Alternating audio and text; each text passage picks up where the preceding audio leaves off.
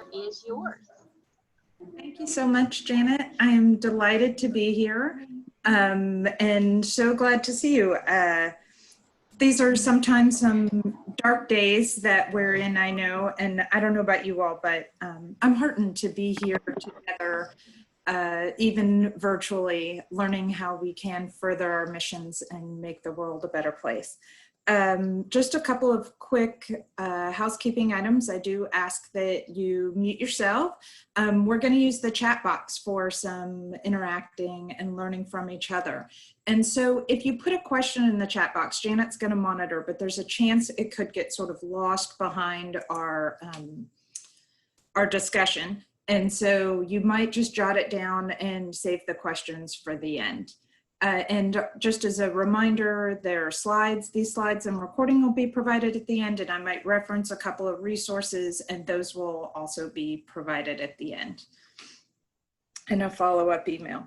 As Janet said, I have been doing development for a little while. My first development job was a college intern in 1991. I'm from this community. I came home the summer after my freshman year of college and worked on a capital campaign for Goodwill, Minnesota. And so this is my home, and although I have done some other things, nonprofit development really is my passion, but I'm not really here to present myself as any kind of an expert. I did a lot of asking of other fundraising professionals that I respect on what wisdom they would share, and look for the commonalities and the things that I thought were really where they overlapped, and there were a lot of themes. So today we'll go over just 10 of those tips and some ideas on how you might put them into action. So I think it's always good to start with why we're here today, or what we hope to get out of it. It's good to have goals, right? So some takeaway we hope that you'll take away some ideas on how to prioritize your fundraising efforts, make meaningful connections, and advance your career. Okay, tip number 1, love the ones you're with. As a development professional, you're going to be asked a lot and maybe even pressured into how do we attract more donors? And while this is important and you do need to have a pipeline, new donors are not the most effective way to raise money. It can be the most exciting thing to talk about new donors that you've brought in, but it's really not the most efficient. Research shows, now Simone talked a lot about research, so you can take this, you can find this research online. Research shows it's much more difficult and expensive to attract a new donor than it is to retain the ones you already have. It costs about 5 times more to acquire one new donor than it does to retain a donor. And so you would think that donor retention would be something that people focus a lot on, and that nonprofits would have high donor retention rates. But sadly, that's not the case. So research shows, back to Simone, that over the last 10 years, the overall donor retention rate for nonprofits stays right around 45%. And if you look at only first-time donors, how many of people who give for the first time give a second time? It's 27.3%. For profits, that's about 94% of a customer comes back. We have donors coming back at 27.3. So clearly we can do better here. Raise more money and be more efficient if we focus on donor retention. And donor retention really just means that your donor comes back and gives the second time, and hopefully again and again. It starts with the data. You have to be able to determine who is a new giver to your organization versus who gave last year or the year before. And with that information, then you can calculate your donor retention rate. There's a lot of good information about this on the internet. There will be a link to one resource in the resource pages that come after this. Some of you may work for large organizations that are already really tracking and looking at donor retention rate, but some of you may be with organizations that are not, or it's not getting that much of a focus because maybe your development committee or your board or your CEO does not understand the importance of donor retention. So you're going to want to calculate your donor retention rate, and then break it down, for example, into your first-time givers. And this is important to have your good data, which we're going to talk about a little later. So once you know where you're at, then you can create your goals for where you want to go with your donor retention. One tactic for that is a tiered stewardship plan. So Simone talked about some ideas for some donor stewardship to help retain donors. And you may have a plan that looks at your donors a little bit differently. For a $50 gift, your stewardship plan might be an immediate thank you. Then maybe it's an email that shares a little bit of agency good news. Then maybe in a month or two, they get a quiz, a survey they can complete. Maybe they get a Thanksgiving card from you and an impact report before the ask comes again. For a $500 gift, and for each of your organizations, I know this will be a different level where your tiers are, but that might be your personal thank you call and get to know you call. It may be a board call. Major gift means something different to each of us, but essentially, obviously, the more significant the gift, the more personal the stewardship plan. And then as you're looking at donors who come again and again, you're starting to identify those folks as plan giving prospect. It's true of major donors, but it's really true for all level donors. How about your event sponsors? Let's think about how you steward your event sponsors. Do they hear from you only to solicit their sponsorship and then coordinate their meal preferences and logos of their guests? Do you come back to them in 6 months and let them know about the lives you've changed because of their support? How about your Giving Challenge donors? End of July was 3 months from the end of the Giving Challenge. And what have you done to keep those donors engaged so that they will give to you again outside of the Giving Challenge? Do you have your calendar marked for 6 months from the Giving Challenge and a plan for how you're going to get back to those people? So acquisition is always going to be important, but to really survive and thrive, especially now, you want to focus on getting new and existing donors to come back over and over. And so that gets back to loving the one you're with. So just a couple of little ideas for ways you can implement this. Make the case internally for prioritizing donor retention. Like someone said, there's a lot of research out there on this, and you can use that to really convince your board and your leadership that this is someplace that you need to be putting some effort. Review your annual fundraising plan to make sure that you have donor stewardship as well as acquisition in there. Research, if you don't already know, your donor retention rate or rates. And we talked about, you might have one for all your donors, you might have one for first-time donors. You might want to pull out your event donors or your in honor, in memorial gift donors. If those aren't really mission donors, it's not to say you could not ask them again, but they're giving for a different reason. And so it can be interesting to really break those things out. Ensure that some donor retention is in your goals, and look at creating stewardship plans for your most important donors. And some of those will be individual plans. All right, tip number 2 is play in the long game. Kathy Jordan, who some of you will know, Director of Major Gifts at WUSF, is somebody I respect tremendously. And she shared something that it took her a little while to learn, but is now one of her bedrock principles, is don't make an ask until you've done your research, built a relationship, and discovered the donor's passions. Playing the long game just means doing the things now that set you up for the future. This is really most relevant for major donor work where you'll be making an individual ask.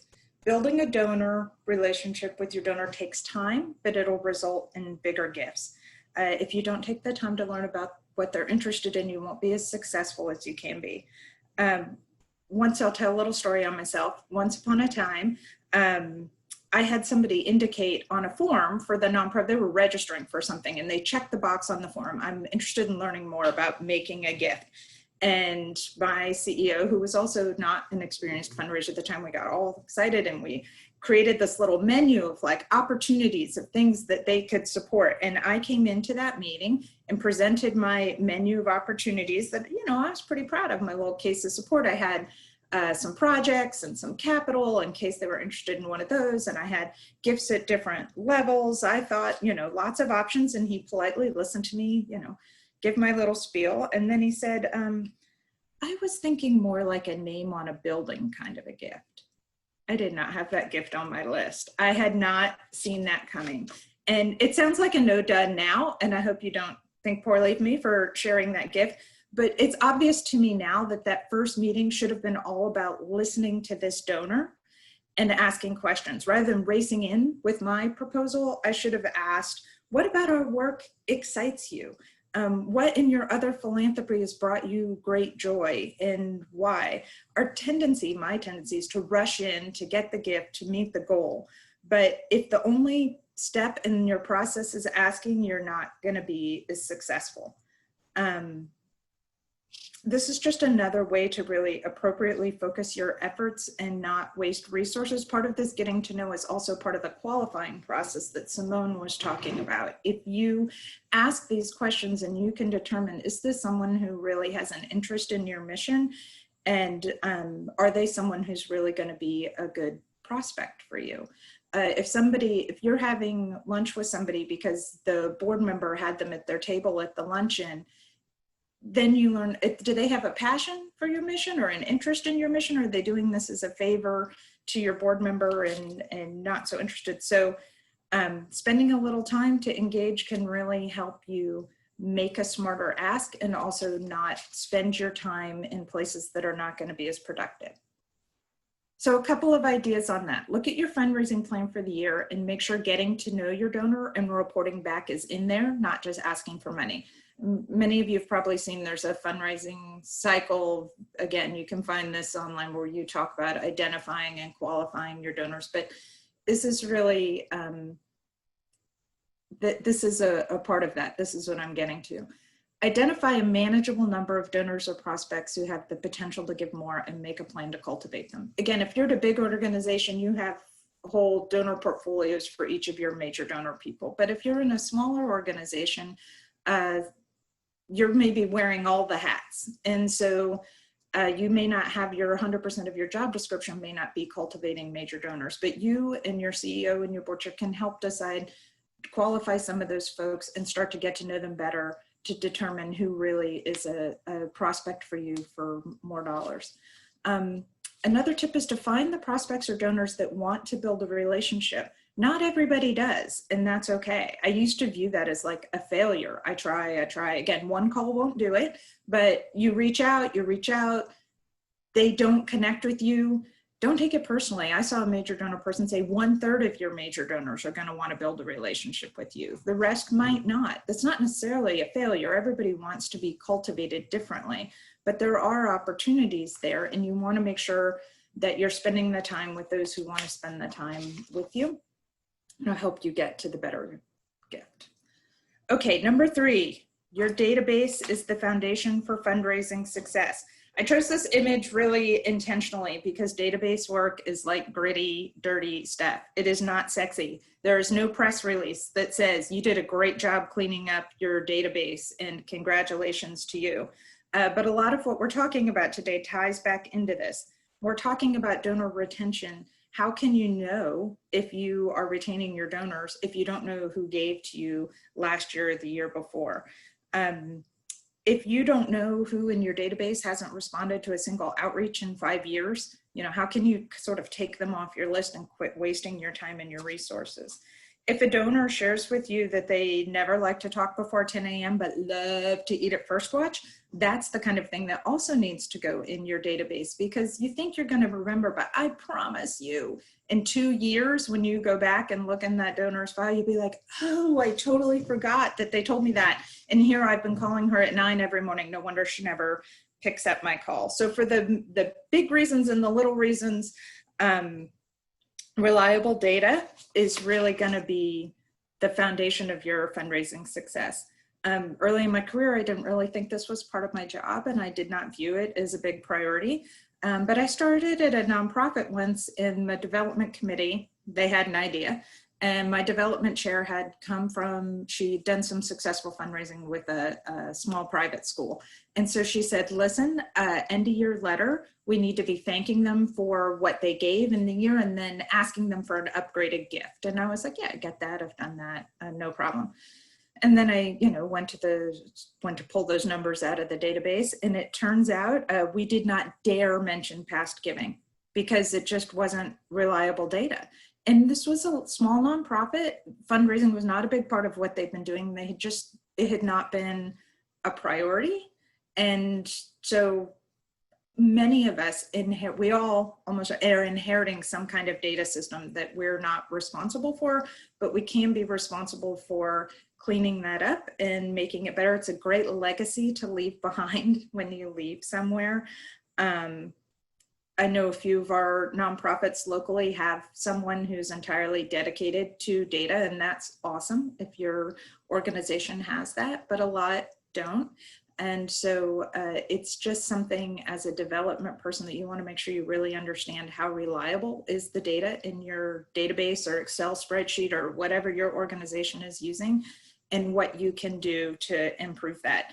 Looking at this makes a really brings up the analogy. It's tired and rehashed, but it's true. If you have an unstable foundation, if your database is like rocky and has big gaping holes in it, your whole fundraising program is not going to be as stable and as successful as it can be. So some tips for implementation. If you don't have a database, or if your database is really not working for you, start exploring. Even if that's not something during COVID times that can be in your budget, might be a great time to start thinking about and planning for what would that look like. Or it might be a great time to do some data conversion right now. Make sure you have some standard operating procedures in place for who can enter and change your data, and have that written down so it doesn't change every time somebody changes in your organization. Put your conversation notes in your database immediately. If you talk to a donor and they tell you, oh, I don't support that organization because they do not embrace LGBTQ clients, and we have a nephew who's had a really bad experience, and we only support organizations that believe in this value. You want to put that in your database right then. Don't expect you're going to remember to do it like next week, or that you're just going to know it next time they ask you for something.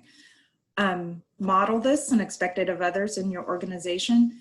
It's a great idea to schedule in your fundraising plan time to review your lists and affiliations. You might have people marked as board members. You might have people marked as prospects. You may have people marked as interested in certain events or educational things that you do. Review those annually because things change, and sometimes those affiliations need to be updated.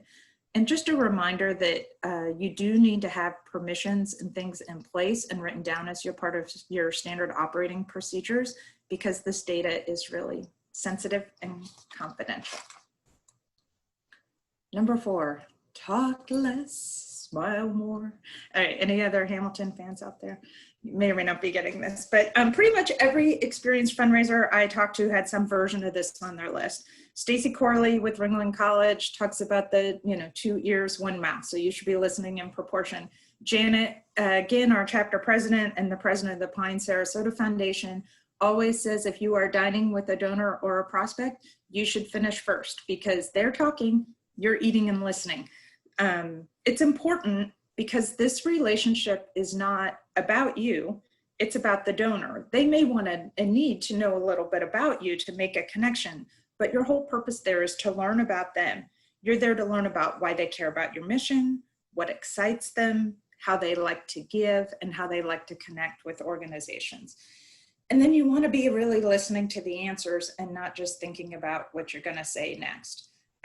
I tell you this, I'm really weak at this. It's something I've had to work on. I'm a big talker, not a great listener. So it's something I've really had to develop, but you can develop. It's like anything else. It takes practice. There are a lot of great resources out there to learn to be a better listener. Even like the Headspace app has a meditation and mindfulness series on it. Gail Perry with Fired Up Fundraising wrote an article titled Listening Your Way to the Ask, and the link to that will be in the resources page. But she talks about the process of building warm relationships, that when you listen, the donor feels heard and understood. You start to build a connection with trust and credibility, not crust, trust. And you wind up with a more generous gift that comes from the heart, and they feel more connected and they're more likely to come back. Being a good listener is even more critical right now when all of our communications for the most part are phone and Zoom. So just a reminder to just start paying attention to how much you talk versus how much you listen. Find resources to hone the skill if you need to. It can be a professional development goal for you if you set professional development goals in your organization. I guess I have this in my presentation twice. You write down what you hear as soon as the call or the meeting is over. I know a lot of folks who put it in their phone so they can copy and paste it, you know, sit in the car afterwards and just do it right then, or somebody who has a special notebook that they keep in their purse that is just for those notes. And then at the end of the week, they go in and put those in. Some people who are very fancy even have their database has something, an app for their phone where they can do that. I don't have that, but some people do. Find whatever works for you as a way to make sure you're taking those notes immediately. Put your phone away. I was using my phone as a clock because I wanted to be respectful of my donors' time and make sure that I was not keeping them beyond when we had said our meeting would be over. And then I clued into the fact that I was looking at my phone during our meeting. And that's really something you don't want to do. I bought a watch. That solved the problem. It's very old school. I'll tell you a quick story. There is a CEO here in town who told me about a development person who was new in town that she'd heard good things about. She was really interested in meeting them. And she went to a big luncheon. There were lots of people, you know, doing the mixing and mingling thing in the room. And she spotted this development person sitting at a table with donors around her on her phone. And she said, I will never, ever hire that person. I'm sorry. You know, it's just, if they had to do that, they should have left the room to do it, but they were ignoring this wonderful networking opportunity and the chance to visit with donors to be on their phone. So it's just a little aside. The last point, when you make the ask, sit quietly until they speak. Oh, this is so hard, but I know I have heard this from, again, a few folks that you put the ask out there, they don't say anything, and you think, oh, I've made a terrible mistake. I've asked for too much, too little. Like the temptation is to rush in. But if you can sit on your hands and just wait until they have the opportunity to think and then respond, it's just one more example of when it will pay off to talk less, smile more. Number 5, script anything that gives you pause. I cannot tell you, I do this for the smallest thing. And I used to think that if I was really a professional, I wouldn't need to do this, right? I would just know what to say. But then I saw somebody who I really respect give a presentation. He's an expert in his field. And he said, this is something he does all the time. And I was like, I can do that?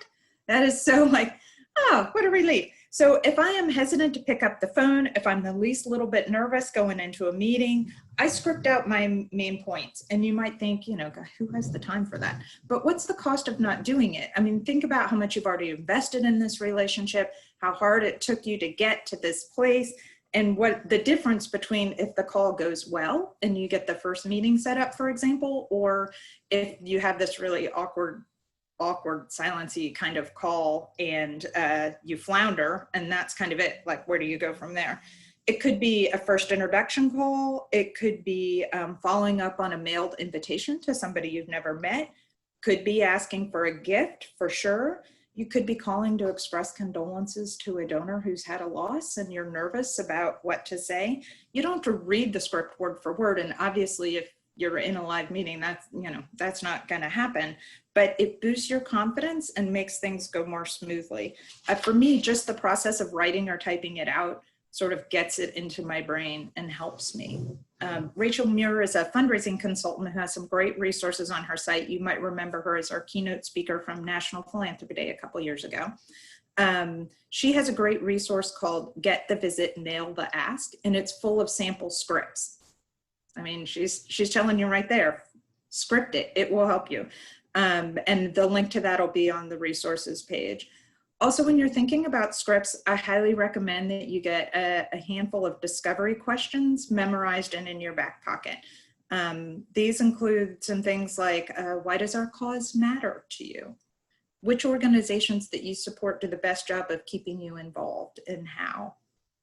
And as you think about the future of our work here at such and such organization, you know, what gives you hope, or what are you most worried about?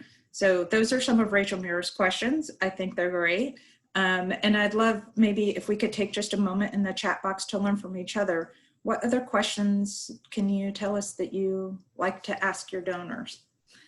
And I have learned that when I do these, I tend to blow through this part, and because I think no one's going to respond. And then I get feedback that says, wait for people. So see, I'm going to smile more and hope that somebody is going to tell us some of their questions. But I have to say, Janet, there's chat. I was going to say, I'm not seeing the chat.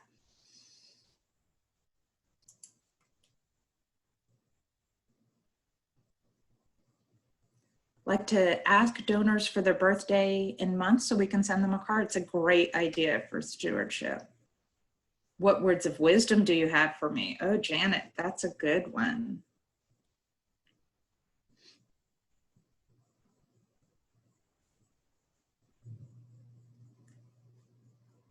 Who else has something for us?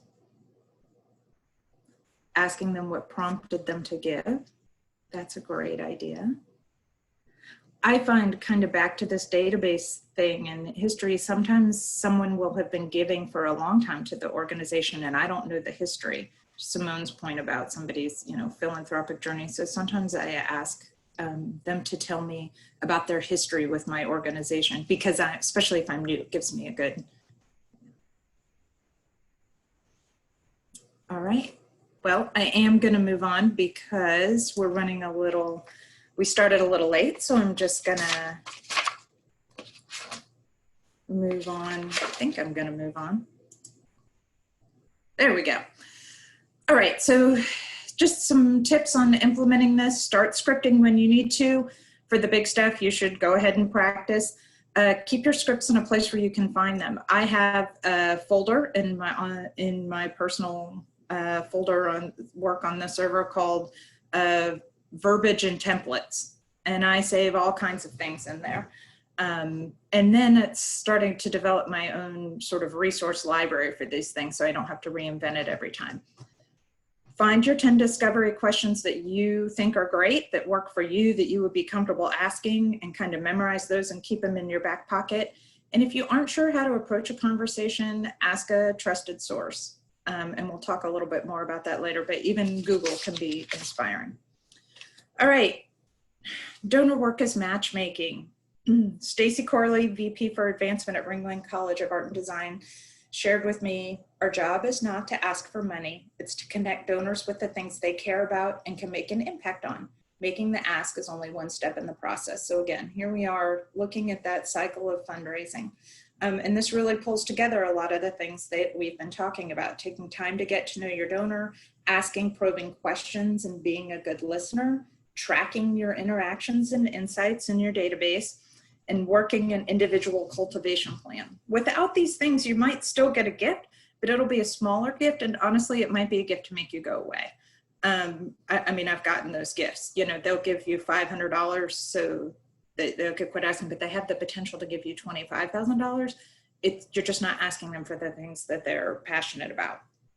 Our donors really want to change the world. That's why they give, but they can't build a domestic violence shelter or help a generation of children achieve a college degree on their own. They need our organizations to make that happen. And through your organization, they can help reach that goal. So you need to find out what they want to accomplish and then match it to the things your organization wants, is capable of, and can do. One more point about this, it's not just what the donor wants, it's how that fits with your organization. A couple of people said to me, versions of this, which is absolutely, do not let yourself get talked into a gift that isn't for what your organization needs. And this happens a lot more frequently than you might think. And a last note on that, if your organization isn't the right one for what they want to accomplish, take the high road and help them, connect them with the organization that is doing what they want to accomplish. It always comes back to you in the long run. Tom Waters, the CEO of Easter Seals, who was for years with the Community Foundation of Sarasota County, is a huge proponent of this, and he is right. If you're not the right organization to help them do what they really want to do, help connect them and they will come back to you, and the good karma comes back to you. So some implementation ideas. Remember, it's okay to say you want to learn more. You don't need to come with the answer. So this is me and my guy who I bring my menu of giving options to before I'm really listening. Go into the relationship wanting to learn to make sure that you can come to the right answer. Make sure you understand your organization's budget and real needs. This is huge, and it's part of your work that you do connecting with your internal fundraising team. We'll talk more about that in a second. But don't be led to a gift that your organization doesn't really lead. Listen to what your donor wants to accomplish and help them get there, even if it's not with your organization. And without the matchmaking, you'll still get a gift, but it won't be the gift that it really can be. All right, fundraising is a team sport. I did a whole presentation on this in June, so we could talk for this about hours, but it's about building a culture of philanthropy, which is came up again this morning. It's really just a fancy way of saying that your organization as a whole values fund development and has practices in place that show and support that. So if your organization believes that you as the fundraiser should go forth and fundraise on your own with no assistance, or if your board says things like, we'll do anything but fundraise, or if asking for money is seen as something kind of uncomfortable and creepy in your organization, you've got a culture problem. Yes, is the fundraiser or the executive director who's in charge of fundraising, or maybe in an all volunteer organization, the volunteer leadership. The ultimate responsibility is yours, but you can't be truly successful on your own. You need someone in finance who's willing to work with you to determine what $25 or $25,000 really buys for your organization, or what the true cost of implementing a new program that you guys have been talking about, what that really looks like.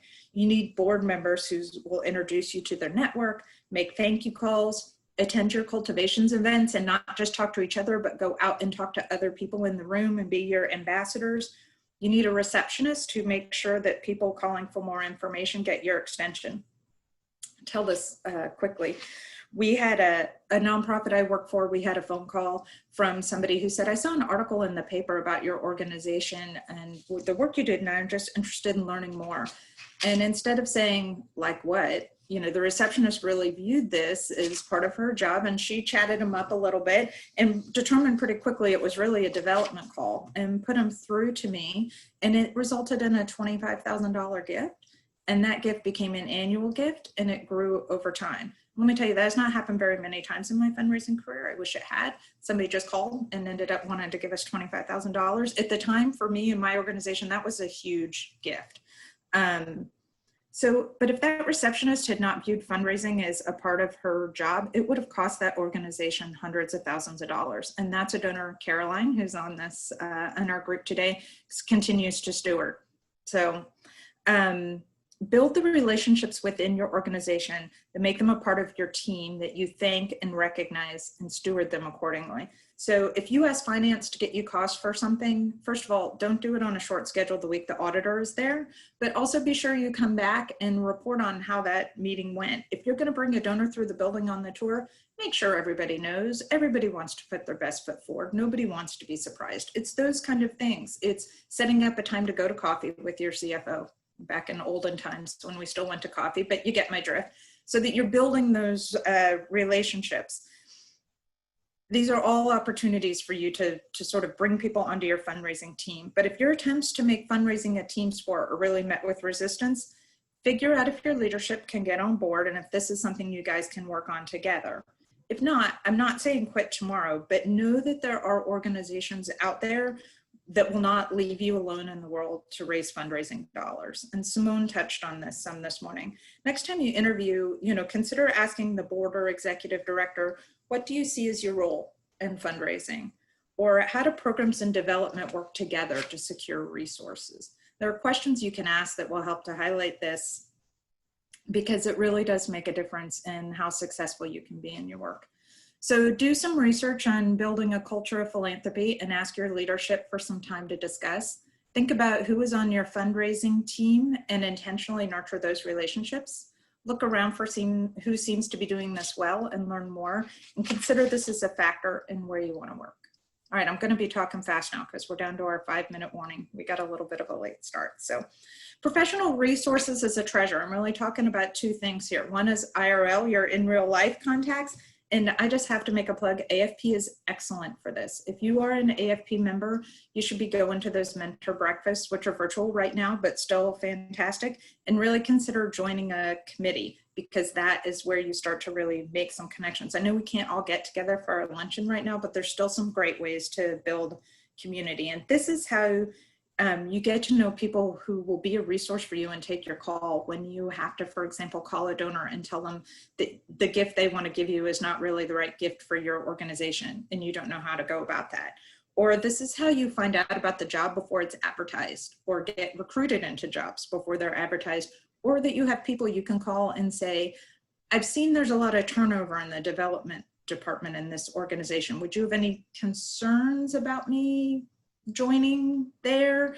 Had a little story to tell about this, but I'm gonna skip it because I am moving on. The other kind of professional resource that Simone talked quite about this morning are sort of the electronic ones, the books, the blogs, the websites. There are a lot of really great ones out there. Also, you just wind up with that other stuff coming through. So sign up for the ones that are really helpful and meaningful to you, and be relentless about discarding the ones that don't, because they take up too much space. But it really is worth taking some time to read some of those things, because that's where you get the expert information that you can share with your board and your leadership that help makes the case for what you know is the right thing to do. So I recommend joining an AFP committee and attending the mentor breakfast. If there's someone you admire professionally, start building the relationship. Take them for virtual coffee. Offer to be a resource for others, because we all have a lot to share. And again, that comes back to you. Ask others for what they're reading and listening to, and give it a try, and be harsh about what you allow time in your inbox. I was going to say we should recommend resources to each other, but I'm sorry, I'm going to skip on because this is important. Donors are not your friends. They are the friends of your organization. This is a tough one. I was going to roll it into something else, but it's important and we don't really talk about it much. So I gave it its own slide. I mean, donors are really important to us. We care about them. They care about us. If you're doing your job right, you probably know some pretty personal stuff about them and why they care about what they care about. And it's a genuine relationship. It really is. But there is a line, and you can't lose sight of that. If this here is what you and your donors on social media look like, it's a red flag. Because once you're personal friends with a donor, can you really solicit them effectively? I knew a fundraiser who became friends with a donor. They got to be personal friends, but then worried that the donor increased her gift as a personal favor to her rather than out of commitment to the organization. And as a fundraiser, you want your donor to give because she cares about and believes about your organization and your mission, not as a personal favor to you. Once she's your bestie, can you effectively close and steward a gift based on that premise? So it's unreasonable to think we won't build bonds and relationships. That's not what I'm saying. It's just, you want to be hyper aware and understand the implications of really becoming besties with your donors. And along those lines, a quick note: when you leave an organization, the donors do not come with you. They're not your donors, they're donors to your organization. So I'm gonna skip over our tips for that. Just be intentional about nurturing your career. Even if you love your job and don't plan on going anywhere anytime soon, every time you have a review, every time you report to the board at the end of the year on your goals and what you accomplished, copy and paste all that stuff and put it in a Word document that you keep track of, because you need to remember how much money you raised 3 years ago and you're not going to remember it, or that you increased a donor retention rate or something. Those are all things you want to be able to pick and choose from to build a resume when the time comes. I also recommend that you go to the CFRE website and start to log in your professional development like this in your education. Even if you have no intention of getting your CFRE, it's a great place to keep track of that stuff, and it's free. We are going to go to a 5-minute break now. I believe everyone should be back from their breakout. So we are just going to show a brief video from the Community Foundation, our wonderful sponsor of today's Fundraisers Forum. And we will be back at